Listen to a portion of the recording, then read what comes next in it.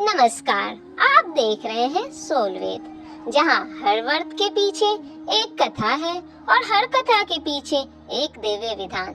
आज जानते हैं सावन पुत्रदा एकादशी के बारे में। यह एकादशी कब है, व्रत से एक दिन पहले क्या करना चाहिए, भगवान विष्णु की पूजा किस क्रम से करनी है और आखिर वह कौन सी कथा है जिसके कारण इस एकादशी को पुत्रदा एकादशी कहा गया। तो आइए जानते हैं सावन पुत्रदा एकादशी की पूरी कथा और विधि। सावन मास के शुक्ल पक्ष की एकादशी को सावन पुत्रदा एकादशी कहा जाता है।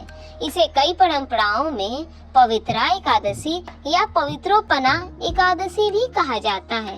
पुत्रदा दो शब्दों से बना है, पुत्र प्लस दा अर्थात संतान प्रदान करने वाली। यह एकादशी भगवान विष्णु को समर्पित मानी जाती है। 2026 में सामान्य गृहस्थ परंपरा के अनुसार सावन पुत्रदा एकादशी 23 अगस्त रविवार को है। वैष्णव परंपराओं में तिथि अलग प्रकार से मानी जा सकती है, इसलिए अपने संप्रदाय और स्थानीय पंचांग के अनुसार व्रत रखें। एकादशी की तैयारी 10वीं तिथि से शुरू होती है। इस दिन सात्विक और हल्का भोजन करें, रात्रि में संयम रखें और भगवान विष्णु का स्मरण करें। पूजा की सारी सामग्री पहले से तैयार कर लें। और एक महत्वपूर्ण बात, अगर भगवान विष्णु को तुलसी अर्पित करनी है तो तुलसी दल 10वीं के दिन ही तोड़कर रख लें। एकादशी की सुबह स्नान करें, स्वच्छ वस्त्र धारण करें, पूजा स्थान को साफ करें, चौकी पर भगवान विष्णु की प्रतिमा या चित्र स्थापित करें, दीपक जलाएं। अब हाथ में जल लेकर व्रत का संकल्प लें।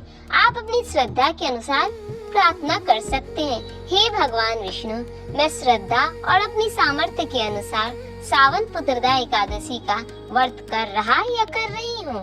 मेरी उचित मनोकामना पूर्ण करें और मेरे परिवार पर अपनी कृपा बनाए रखें।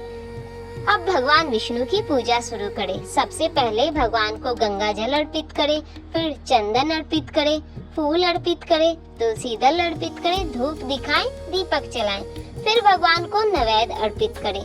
यदि आपकी परंपरा में पंचामृत से पूजा होती है तो दूध, दही, घी, शहद और गुड़ से पंचामृत तैयार कर सकते हैं। केला, मौसमी फल, पेड़ा या अन्य सात्विक नैवेद्य अर्पित करें।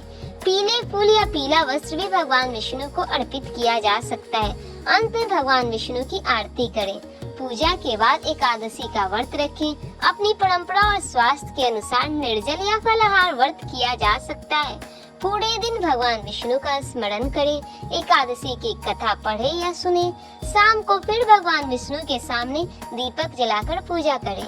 और अब सुनिए राजा सुकेतुमान की पूरी कथा। बहुत समय पहले मृदावती नाम का एक राज्य था। वहाँ राजा सुकेतुमान राज्य करते थे।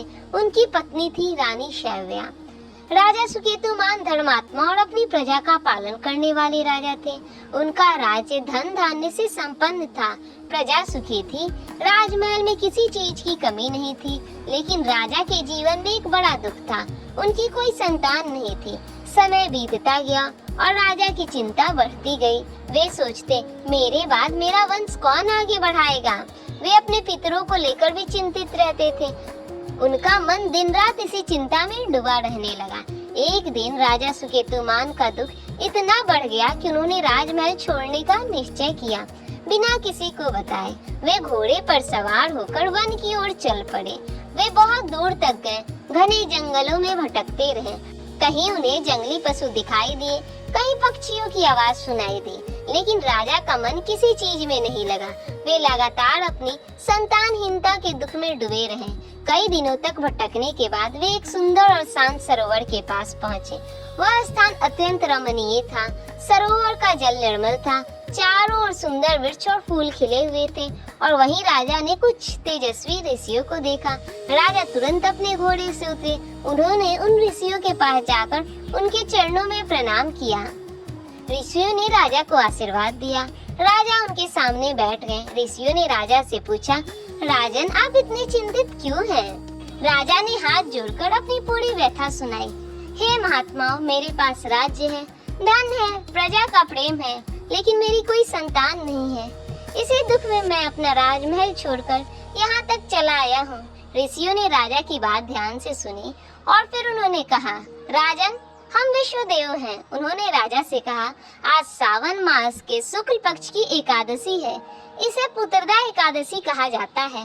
फिर ऋषियों ने राजा को इस व्रत की विधि बताई। उन्होंने कहा, तुम श्रद्धा पूर्वक भगवान विष्णु की पूजा करो और पुत्रदा एकादशी का व्रत रखो। भगवान विष्णु तुम्हारी कामनाओं को पूर्ण करेंगे। राजा ने उसी दिन ऋषियों के बताए अनुसार भगवान विष्णु का पूजन किया। उन्होंने एकादशी का व्रत रखा, भगवान विष्णु का ध्यान किया, पूरी श्रद्धा से प्रार्थना की और अपनी मनोकामना भगवान के चरणों में समर्पित कर दी। व्रत पूरा करने के बाद राजा ने ऋषियों को प्रणाम किया और अपने राज्य की ओर लौट गए। राजमहल पहुंचकर उन्होंने रानी सैव्या को पूरी घटना सुनाई। इसके बाद राजा और रानी ने श्रद्धा पूर्वक भगवान विष्णु की उपासना की। कुछ समय बाद रानी सैव्या गर्भवती हुई।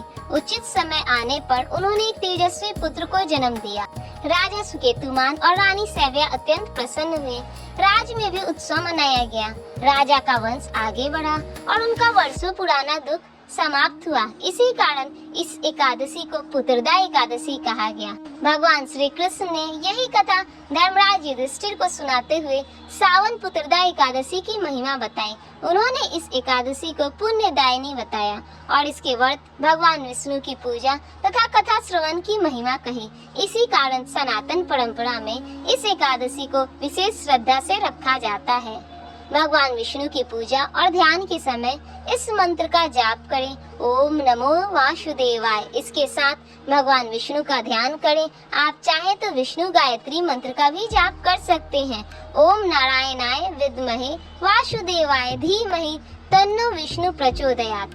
रात में भगवान विष्णु के सामने दीपक जलाएं, भजन कीर्तन करें, विष्णु नाम का जाप करें और सामर्थ्य हो तो रात्रि जागरण करें। अगले दिन द्वादशी को स्नान करके भगवान विष्णु की पूजा करें। फिर अपने स्थानीय पंचांग में दिए गए पारण मुहूर्त में व्रत खोलें। पारण के बाद अपनी सामर्थ्य के अनुसार अन्नदान या जरूरतमंद को भोजन कराएं। इसी के साथ पुत्रदा एकादशी का व्रत पूर्ण करें। यह थी सावन पुत्रदा एकादशी की पूरी कथा और पूजा विधि। अगर आपको ऐसी ही सनातन कथाएं, व्रतों की विधि और हमारे शास्त्रों से जुड़ी कथाएं पसंद आती हैं, तो वीडियो को लाइक करें, अपने परिवार और भक्तों के साथ शेयर करें और सोलवेद को सब्सक्राइब करना ना भूलें। Soulveda, where every ritual has a reason, क्योंकि हर व्रत के पीछे एक कथा होती है और हर कथा के पीछे एक दिव्य विधान। हरि ओम तत्सत।